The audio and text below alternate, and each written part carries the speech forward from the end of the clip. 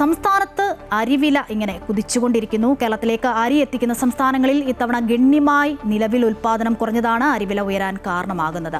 1 kilo അരിക്ക് 6 മുതൽ 10 രൂപ വരെ വർധനവുണ്ടായിട്ടുണ്ട്. ഉൽപ്പാദനക്കുറവ് മൂലമുള്ള പ്രശ്നമായതിനാൽ അരിവില ഇനിയും ഉയരാനാണ് സാധ്യത.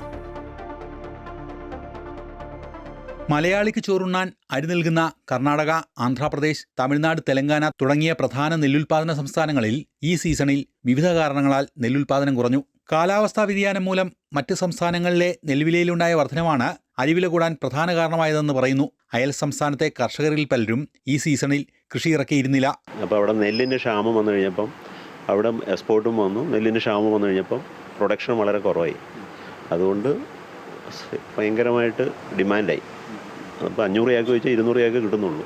എല്ലാ അരിയും സുരേഖ, ജയ, മട്ട, കുറുവ എല്ലാ അരിയും വില കൂടുതലാണ്.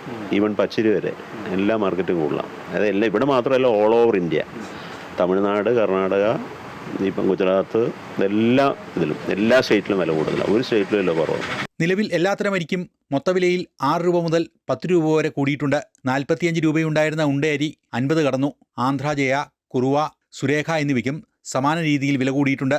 സർക്കാർ ഇടപെടൽ നടത്തിയാലും വിപണിയിൽ അരി ലഭ്യമല്ലാത്തതിനാൽ വില എങ്ങനെ കുറയുമെന്ന കാര്യത്തിൽ ആശങ്കയുണ്ട്. ഇത് പൈസ കൊടുത്താലും ആന്ധ്രയിൽ അരി ഇല്ല എന്നുള്ളതാണ്. അത് പൊതുവിപണിയിൽ ഇടപെടാൻ എങ്ങനെ പറ്റുമെന്നുള്ളത് അവർ തന്നെ ആലോചിച്ച് കണ്ടെത്തണം. 6 രൂപ തൊട്ട് 10 രൂപയുടെ വ്യത്യാസമുണ്ട്. ഹോൾസെയിലാണ് വ്യത്യാസം. സ്വാഭാവികമായിട്ട് റീറ്റെയിൽ ഒരു 4 രൂപ അത് പ്രതിഫലിക്കുമല്ലോ, ഓരോ വണ്ടിക്കൂലിയും മറ്റേതൊക്കെ അനുസരിച്ച്. ഞങ്ങളെന്ന് പറഞ്ഞാൽ ഈ സ്റ്റോക്ക് ഇരുന്ന് കഴിഞ്ഞാൽ പിന്നെ ഞങ്ങൾക്ക് സാധനം ഉണ്ടാവില്ല.